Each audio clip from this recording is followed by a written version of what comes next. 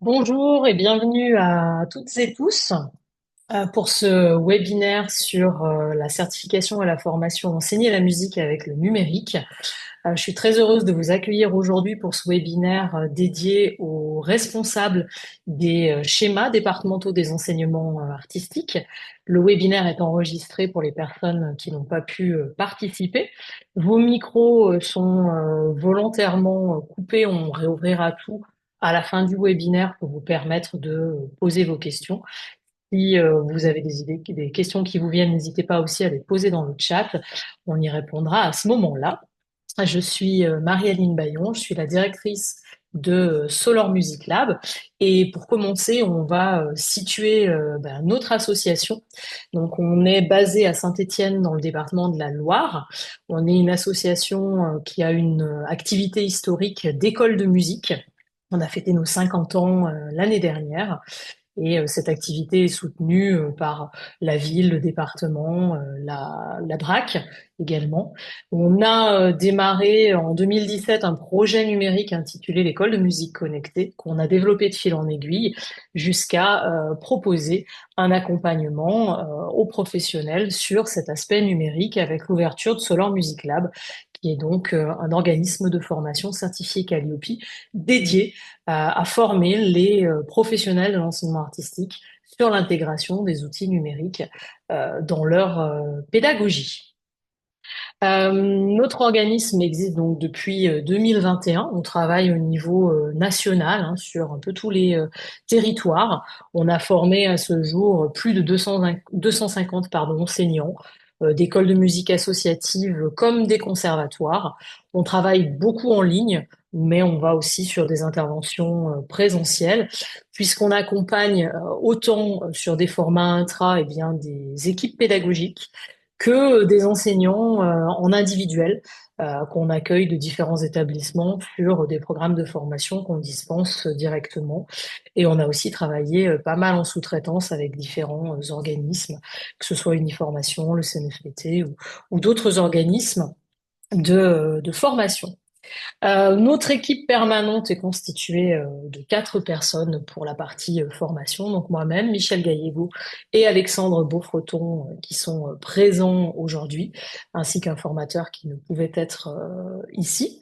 On travaille aussi des fois ponctuellement avec des formateurs externes. Et donc, nous arrivons au projet de la certification. Donc, au bout de quelques temps de formation qu'on a pu dispenser, on s'est rendu compte que pour traiter la question numérique véritablement pleinement pour les professeurs de musique, il fallait aller plus loin que des formations de 2, 3, 4 jours qui permettaient pas de traiter le sujet en profondeur. Donc, on a travaillé dès 2022 à ce projet de certification qui a été enregistré en juin dernier par France Compétences. Donc on a fait différents constats.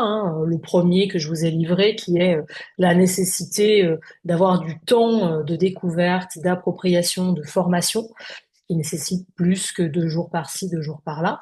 Et puis le constat surtout que le marché de l'emploi des écoles de musique, autant associatives que territoriales, demande aujourd'hui explicitement dans les fiches de poste aux enseignants de posséder des compétences numériques. Alors ça peut être très large, des compétences sur des logiciels en particulier, mais aussi des compétences sur les démarches pédagogiques.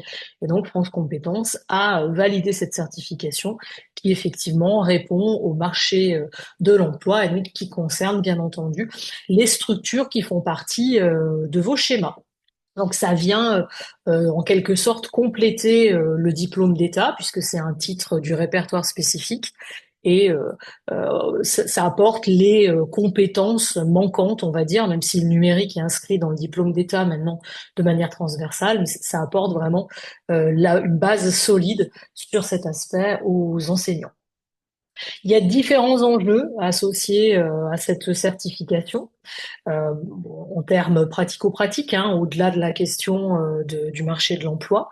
Au niveau des établissements, eh bien, vous n'êtes pas sans savoir que le schéma national qui a été publié en septembre 2023 à intégrer cette dimension numérique, alors de manière relativement spartiate, on va dire.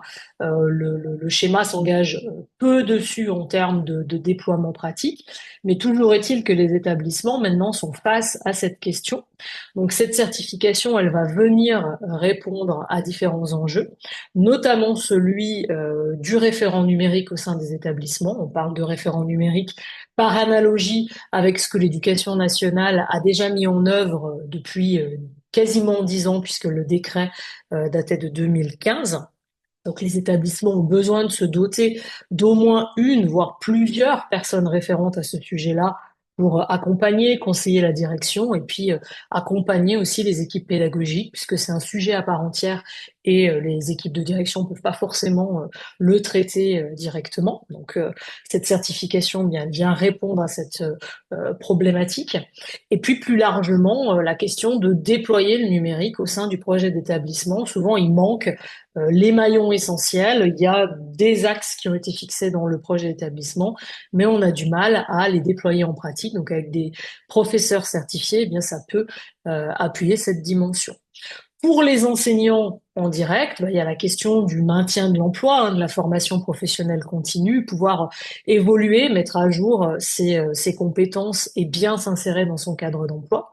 Mais il y a aussi tout ce que ça va pouvoir apporter en tant que nouveau candidat sur d'autres établissements. Posséder cette certification, c'est une distinction, notamment pour des établissements qui rechercheraient un professeur qui pourrait assumer cette capacité de référent numérique. Bien entendu, il y a toute la dimension pédagogique, renouveler son projet pédagogique avec des outils qu'on ne connaît pas et changer sa façon de transmettre la musique. Ça peut être très porteur pour les enseignants. Et puis, bien entendu aussi, lors de concours, notamment les concours de la fonction publique territoriale, c'est une donne de plus pour se distinguer, puisque maintenant que le numérique est dans les schémas nationaux d'orientation pédagogique, cette question va certainement être abordée dans le cadre des concours. Donc, on répond largement à cette problématique à travers cette certification et les enjeux que le sujet pose naturellement. La certification va donner 5 compétences à tester. Alors là, elles sont très résumées parce qu'elles sont très longues, telles que formulées sur le référentiel de compétences d'activité et d'évaluation que vous pouvez trouver sur France Compétences. Mais ces 5 compétences sont celles-ci. La première, c'est la capacité à produire des supports pédagogiques musicaux numériques. La deuxième, à créer des exercices musicaux numériques. La troisième, à organiser, scénariser les ressources et les supports en question. Et puis la quatrième et la cinquième qui sont concomitantes, c'est la capacité d'élaborer un cours de musique dans une démarche d'enseignement mixte et de l'animer, bien entendu. Donc ça va donner lieu à une démarche globale pour l'enseignant qui sera capable de mettre en œuvre, on va dire, le numérique dans toutes ses étapes pour les cours de musique. Donc on a construit un parcours de formation menant à cette certification. Et bien entendu, bien le public, c'est les professeurs de musique. Alors il y a quand même une condition, même si elle est relativement légère, c'est soit de posséder le diplôme d'État ou éventuellement le certificat d'aptitude, ça marche aussi, ou de justifier d'au moins 2 années d'expérience au sein d'un établissement d'enseignement artistique, qui soit associatif, qui soit territorial. Peu importe que ce soit à temps plein ou pas, ce qu'on veut, c'est pouvoir former des candidats qui ont déjà une approche pédagogique minimum, sinon ça n'a pas beaucoup de sens. Les objectifs, vous en connaissez déjà un, la question du recrutement, favoriser le recrutement des enseignants sur de nouveaux postes, les maintenir dans l'emploi. Mais c'est bien entendu aussi des objectifs qui sont éminemment en lien avec le cadre des écoles de musique et des conservatoires. Je vous ai parlé de pédagogie mixte. Nous, on développe ça depuis presque 8 ans maintenant. L'idée d'avoir toujours ce cadre présentiel avec nos élèves dans les écoles ou dans les conservatoires, mais de s'appuyer sur les outils numériques pour proposer un accompagnement des élèves qui soit plus efficient. Le gros de leur travail, entre guillemets, c'est la pratique à la maison. Or, on sait que la difficulté, c'est justement l'autonomie, le bon entraînement, l'entraînement régulier des élèves. on part du principe qu'avec les outils numériques, on va pouvoir les accompagner de manière plus optimum. Donc, l'un des objectifs de cette certification, il correspond aux objectifs qu'ont tous les enseignants, hein. C'est favoriser l'autonomie, la motivation des élèves en créant ce lien grâce aux outils numériques. Et puis, en dernier lieu, c'est bien entendu la volonté d'avoir un enseignement, on va dire, mis à jour, hein, avec des méthodes, des outils dont on dispose aujourd'hui face à des générations qui évoluent dans un environnement numérique. Alors, ça ne veut pas dire qu'ils savent faire des usages pédagogiques ou artistiques, mais en tout cas, ça fait partie des moyens qui sont disponibles aujourd'hui dans notre société, qui sont utilisés dans l'éducation en général et qui doivent rentrer dans les conservatoires et les écoles de musique pour pouvoir être en phase avec bien les publics que l'on forme aussi. En termes d'objectifs opérationnels, ils sont en lien forcément avec les compétences. On va vous présenter le programme juste après, mais on a la faculté de créer les ressources pédagogiques, tout ce qui va être audio, vidéo, etc. La faculté de créer des exercices musicaux, notamment interactifs, hein, avec des outils dédiés. Le fait d'être en capacité de bien comprendre ce qu'est le RGPD et de le respecter, parce que dès lors qu'on touche au numérique, eh bien, on va manipuler des données personnelles ou des outils qui vont manipuler des données personnelles. Et on peut toucher aussi la limite avec le droit d'auteur, hein. Donc, on a vraiment un objectif fort en ce sens-là. Et puis après, on a la question du partage, de l'organisation des ressources, jusqu'à l'élaboration, l'animation des cours et l'accompagnement du travail personnel entre les cours pour pouvoir mieux suivre les élèves, diversifier aussi leur façon d'évaluer et de s'auto-évaluer. Donc, on a un programme de formation en 4 modules qui sont donc complémentaires et imbriqués, hein. Le premier module est certainement le plus court et le plus, entre guillemets, descendant. Il porte sur le contexte du numérique. Donc, avec une partie sur les repères historiques, qu'est-ce qu'on entend par numérique pédagogique, qu'est-ce que le numérique pour la musique, comment ça a évolué au fil du temps, tous ces outils et ces pratiques, et qu'est-ce qui est possible de faire dans le cadre de l'enseignement de la musique avec ces outils, jusqu'aux questions d'identité numérique dont on parle beaucoup aujourd'hui, et au cadre réglementaire. Donc là, les stagiaires ont une première approche du RGPD, des données, etc., jusqu'au droit d'auteur et notamment la reprographie musicale, qui est un sujet à part entière, voilà, qui est souvent mise à mal dans les pratiques avec tout ce qu'on peut trouver sur Internet, etc. Donc un premier module vraiment sur le contexte, sur les aspects juridiques, un second module qui va être plus sur la création de ressources. Je vais laisser Michel le présenter. Michel, si tu veux bien prendre la parole. Oui, merci Marie-Aline. Donc, bonjour tout le monde.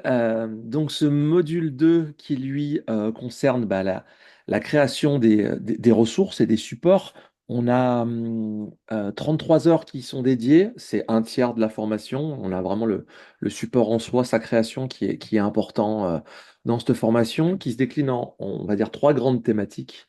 On a la thématique audio, euh, sur un outil d'enregistrement audio en ligne qui s'appelle Soundtrap. On va du coup découvrir avec les stagiaires comment utiliser, comment est-ce qu'on s'enregistre déjà avant, comment est-ce qu'on comprend cette chaîne du son de A à Z, comment s'enregistrer, comment est-ce qu'on va utiliser des boucles MIDI ou des instruments virtuels. C'est à l'intérieur de cette application-là, comment est-ce que le mélange avec l'audio va permettre d'aller avec la création à la création, et ou tout simplement le travail de l'enregistrement et du répertoire. Euh, et tout ça en finissant par bien évidemment l'export du fichier. On a tout ce qui va concerner la notation musicale, qui est aussi important. Donc, souvent, les profs ont souvent quelques notions. Là, nous, on a pris le choix d'utiliser Flat for Education, qui est un outil collaboratif, tout comme Soundtrap, qui est dédié à l'enregistrement. Ce sont des outils qui sont collaboratifs et en ligne. C'est un choix qu'on a décidé de faire parce que c'est beaucoup plus simple pour l'usage pendant la formation et aussi surtout dans le cadre pédagogique avec les élèves et dans un établissement. Sur le logiciel de notation, découvrir comment ça fonctionne, ceux qui ne peuvent pas le savoir, organiser. les partitions, les créer. On a des options de devoirs aussi dans Flat qui sont assez intéressantes. Tout ce qui va considérer, tout ce qui va être autour de la partition. Alors, en allant plus loin, pourquoi pas aussi sur la partothèque et comment aussi travailler de manière collaborative. Donc, c'est avec les élèves, mais bien évidemment aussi avec les profs, avec l'équipe pédagogique. On a un pan qui peut être très intéressant. La troisième partie concernera la vidéo, donc la création aussi de supports vidéo. On va dès le début, voilà, on va pouvoir utiliser YouTube pour le partage de vidéos. Donc, comment est-ce que je crée ma chaîne YouTube pour peut-être déjà utiliser le contenu qui est déjà à disposition et bien évidemment avoir la méthodologie pardon, nécessaire pour créer des tutoriels et comment dire, le savoir-faire pour aussi faire le montage vidéo avec tout ce que ça implique, l'édition, les titres, le sous-titrage et quelques petites notions de vidéo aussi. Voilà en gros pour ce module 2 qui est assez conséquent. Donc ça ne se fait pas partie par partie, hein, ça se tuile un peu pour avoir à chaque fois le temps de digérer certaines données, puis après y revenir un peu plus tard. On en reparlera, mais voilà, la formation, elle s'étale dans le temps et c'est important de pouvoir digérer un peu tout ça, autant dans l'utilisation les manœuvres, on va dire, d'utilisation des outils et aussi le côté pédagogique que ça ouvre. Voilà pour le module 2 à peu près. Merci, Michel. Alors, le module 3, lui, porte sur l'organisation des ressources pédagogiques numériques, parce que c'est un sujet à part entière. C'est bien de savoir les créer, mais comment on les organise, on les met à disposition des élèves et surtout on les scénarise pour que ce soit facilement compréhensible quand ils sont en autonomie. Il y a vraiment un enjeu à ce niveau-là. On peut pas s'adresser et partager les ressources de la même manière à un enfant qui va être accompagné par sa famille qu'à des adolescents ou des adultes qui n'ont pas le même niveau d'autonomie et pas les mêmes attentes. Donc, on va partir d'un outil qui est très simple pour commencer cette notion de partage et de scénarisation et qui s'appelle Padlet, qui permet facilement d'organiser ces ressources, jusqu'à la prise en main de ce qu'on appelle un LMS, Learning Management System, donc une plateforme pédagogique. On a fait le choix de travailler avec Moodle, qui est une référence sur les plateformes pédagogiques, qui est très utilisée dans le secteur universitaire et qui est un outil libre qui peut être installé sur le serveur d'une collectivité ou d'une association. Qu'on va prendre pas à pas en main les différentes fonctionnalités, comment on crée des cours, comment on s'organise sur la plateforme, comment on intègre différents types de ressources, mais aussi comment on gère ça avec les élèves, comment on communique avec eux, comment on peut les faire s'évaluer sur une plateforme pédagogique, jusqu'à développer un cours complet avec cet outil.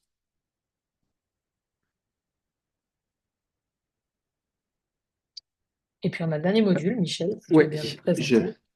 je continue. Donc ce module 4, qui lui aussi est conséquent parce que on va avoir toute la grosse question pédagogique qui est super importante. Voilà, utiliser un outil, c'est très très bien, mais comment savoir l'utiliser, dans quel contexte, suivant mes élèves ou mon établissement, est très très important en tout cas pour nous.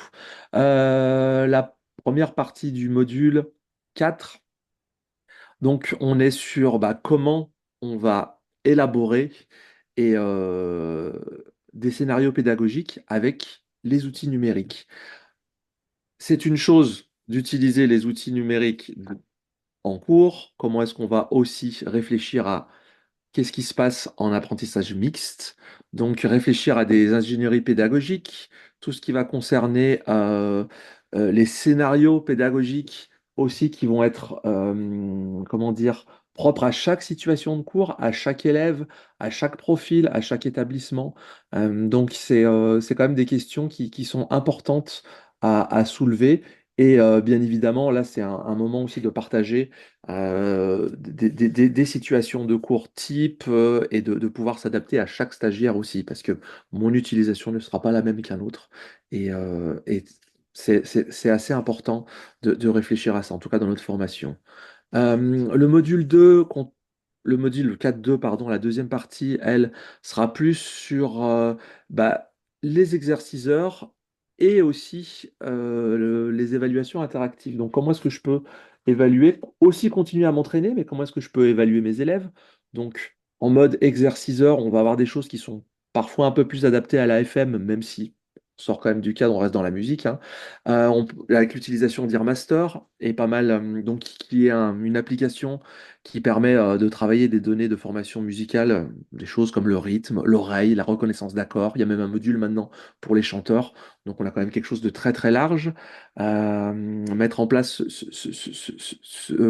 cet outil-là ou d'autres à l'intérieur du cours et à l'extérieur du cours pour que chacun puisse de manière autonome avancer à son rythme. Comment est-ce qu'aussi je peux créer des évaluations, tout simplement, avec mes élèves pour suivre leur progrès? Là, on va être soit sur Learning Apps, soit sur Geniali. Qu'est-ce que je peux créer comme type d'évaluation suivant ce que je veux évaluer, bien évidemment, et le cadre. Et on a cette troisième partie qui est aussi très, très importante. Je pense que toute personne qui a essayé d'intégrer des outils numériques a pu avoir ce constat-là, c'est qu'on peut faire plein de choses, développer plein d'outils. Si derrière ça ne suit pas au niveau des familles et des élèves, ça ne marchera jamais.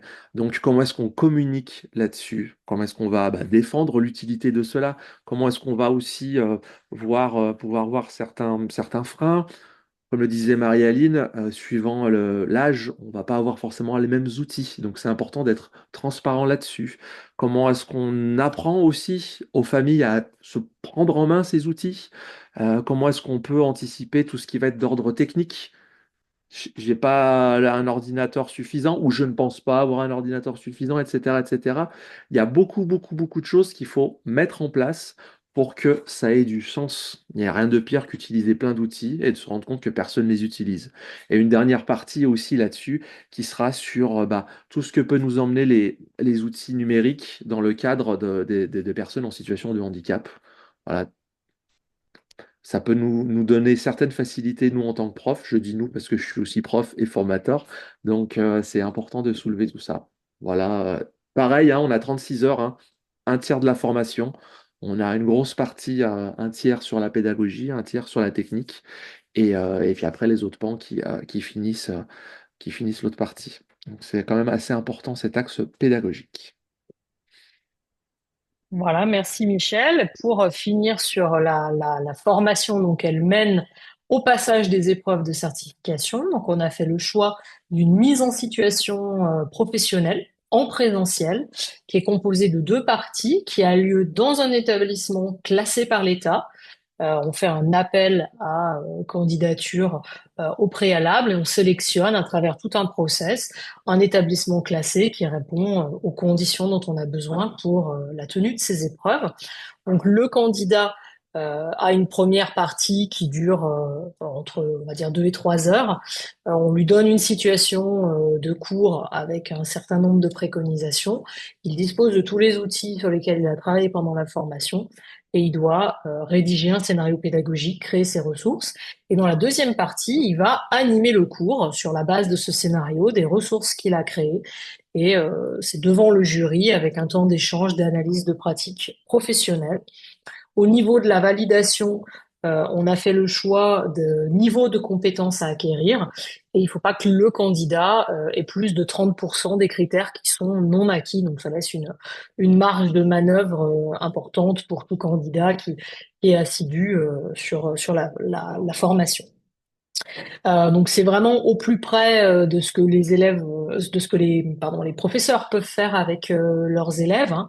L'idée c'est pas de les évaluer et de leur refaire passer un diplôme d'État, hein. C'est bien de voir comment ils déploient le numérique dans leurs cours en fait. Quelle est l'articulation entre ce qu'ils ont prévu et comment ils le dispensent? Quel est le choix des outils? Voilà, c'est vraiment ça qui va être regardé sur l'épreuve de certification. Hop. Alors, j'ai un petit souci parce que j'ai la souris qui a bloqué. Donc, je vais changer. Je vous demande une petite seconde de souris. Là, ça arrive. Hop là. Hop. Alors, voilà. Au niveau des outils qu'on va utiliser pendant la formation, on a fait le choix d'outils que nous, on a éprouvés depuis plusieurs années au sein de notre structure. Ils sont pour beaucoup des outils gratuits ou accessibles à des coûts relativement modérés. On en a cité plusieurs durant le descriptif de la formation. Ce sont beaucoup d'outils collaboratifs, accessibles, sans installation sur l'ordinateur. On est beaucoup sur des logiques de licence qu'on attribue aux élèves et aux enseignants et qu'on pilote sur des navigateurs, hein, qui sont des applications web, à l'exception bien de Earmaster. Ce sont toutes des applications en ligne. On a différents partenaires avec lesquels on travaille depuis longtemps et bien entendu pour tout le temps de formation. Tous ces outils sont mis à disposition des stagiaires, ils n'ont rien à débourser. Et après, ils ont auprès des partenaires des comptes aussi qui sont offerts à côté des comptes stagiaires qu'on leur donne accès pour qu'ils puissent tester directement avec leurs élèves, qu'on n'est pas sur, par exemple pour l'enregistrement, des outils type Ableton, Pro Tools, qui sont des choses très complexes. On a vraiment fait une sélection d'outils qui sont des outils pédagogiques. Cette formation qu'on dispense, c'est une formation pédagogique, hein. Comme Michel l'a bien dit, il y a de la technique forcément pour prendre en main les outils, mais le credo, il est vraiment pédagogique. Qu'est-ce que je fais avec? Comment je le déploie? Et après, la technique, elle vient juste soutenir en fait ce que les professeurs ont envie de développer dans leurs cours. Au niveau du matériel, Michel, je te laisse présenter le périmètre. Oui, donc au niveau du... Forcément, il y a un minimum de matériel à avoir parce que déjà la formation se déroule en ligne. Donc il faut être capable d'avoir un ordinateur qui puisse déjà supporter la visioconférence. On a aussi des outils qui sont forcément à jour, donc il faut avoir quand même une config matérielle assez récente, hein, comme on l'explique là, Windows 10 ou macOS 11 minimum. Donc on n'est pas non plus sur des choses non plus super récente, mais il faut avoir un minimum. Voilà, tout ce qui va être avant, ça sera assez compliqué pour pouvoir bénéficier de tout ce qui est à jour. La webcam, bien évidemment, et une connexion Wi-Fi stable, c'est super important parce qu'il n'y a rien de pire qu'une visio qui se passe pas correctement. Et comme le disait juste à l'instant encore Marie-Aline, on a des outils qui s'utilisent en ligne, donc c'est important qu'on puisse être bien connecté à Internet. Par rapport à la création des ressources, c'est le matériel audio dont on va avoir besoin essentiellement. La vidéo, aujourd'hui, on a quand même entre les webcams d'ordinateur, les caméras de téléphone et tout ça, on a des choses qui sont faciles à utiliser et qui sont performantes. L'audio, il faut quand même s'équiper un minimum. Donc, on a une carte son, un micro et puis un contrôleur MIDI. C'est ce qu'on considère comme le minimum vital qui sera utilisé pendant la formation, bien sûr, pour tous les modules audio. On a fait une petite enveloppe de budget qui est à peu près autour de 230 euros. En gros, on a des propositions de toute façon qui sont faites de matériel. Moi, je pourrais voir avec chaque stagiaire si le matériel qui est déjà existant peut aller. Souvent, c'est bien d'utiliser aussi le matériel qui est celui de l'école de musique, parce que forcément, bah, on se dit, je vais utiliser le matériel qui est à disposition là où je travaille.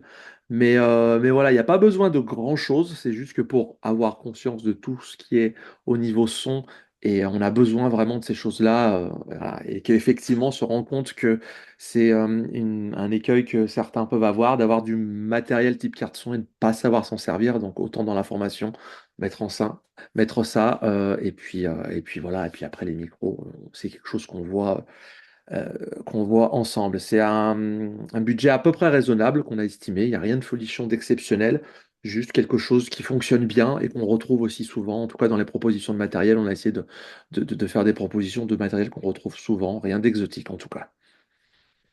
Et ça correspond à ce dont les enseignants auront besoin après pour le faire dans leur cours, hein, tout simplement. Donc voilà, c'est le minimum basique, effectivement.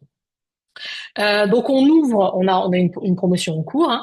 On ouvre d'ores et déjà la promotion 25-26. Donc on est sur un volume de 99 heures et on fait le choix de les étaler volontairement de novembre à avril. Alors d'une part pour sortir des périodes très chargées de rentrée et de fin d'année scolaire. et d'autre part pour laisser, comme l'a dit Michel, le temps aux enseignants d'assimiler. C'est-à-dire que on est sur une formation pédagogique, il y a des manipulations techniques à savoir faire, etc. Mais il y a toute une part de réflexion qui est très importante parce que chaque contexte pour les stagiaires est différent. Chaque stagiaire a des besoins différents, des attentes aussi différentes, plus spécifiques à son contexte, et ils vont avoir besoin de mettre en pratique, d'expérimenter dans leur cours. Donc c'est une formation qui correspond au temps pédagogique des enseignants. On pourrait regrouper 99 heures sur un mois et demi, mais ça n'aurait absolument aucun sens. Et ce temps-là, il leur laisse le temps de la réflexion, de revenir avec des idées, de nous questionner tout au fil de la formation aussi et d'avoir un partage d'expérience qui est profitable à tout le monde. Une promotion, c'est 12 stagiaires.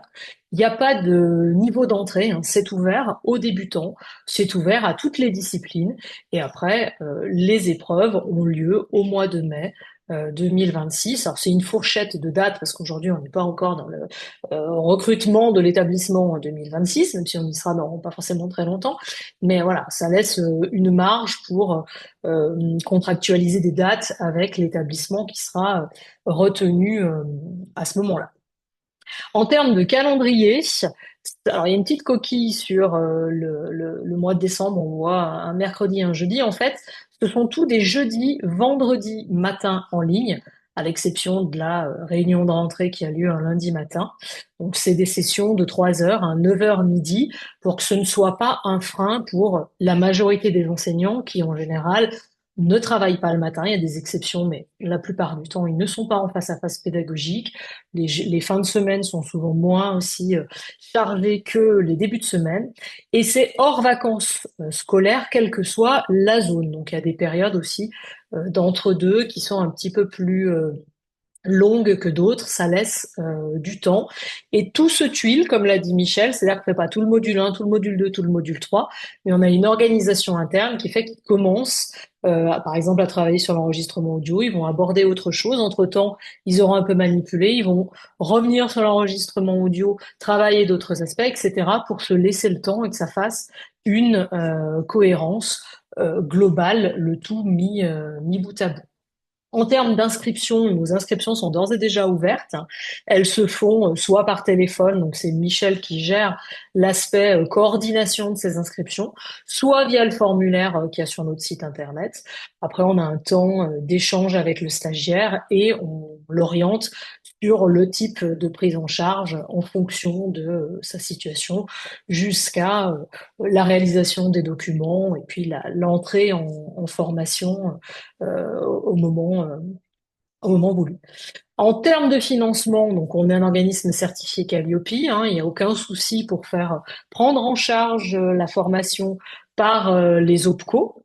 Au niveau des agents publics, c'est toujours plus compliqué puisqu'il y a la question du CNFPT qui rentre dans la boucle. Et, en tout cas, à ce jour, on ne travaille pas avec eux sur cette action de formation-là. Donc, soit ça passe sur le plan de développement des compétences de la collectivité, soit on peut mobiliser le compte CPF puisque la formation est certifiante. Et dans ce cas-là, on oriente les stagiaires sur un argumentaire du type mission de référent numérique à la clé, puisque vous savez, le CPF dans la fonction publique est plus difficile à mobiliser. C'est soit des projets de reconversion, soit des nouvelles fonctions, soit des projets de mobilité.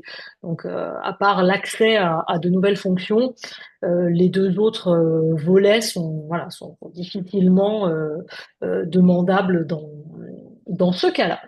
Voilà un petit peu, donc les tarifs dépendent des modes de financement. La promotion à venir est sur le site du CPF, elle est d'ores et déjà trouvable. On est bien sûr tout à fait ouvert à tout type de partenariat pour déployer des promotions de formation sur des territoires si jamais vous êtes intéressé pour votre schéma. On est tout à fait ouvert à la discussion. Il est probable aussi qu'on habilite des organismes à déployer cette formation en vue du passage de certification dans les prochains mois ou prochaines années. On a fait le tour, on va arrêter le partage et puis l'enregistrement, puis on va vous laisser la parole pour les questions que vous auriez éventuellement. Merci à toutes et tous pour votre écoute.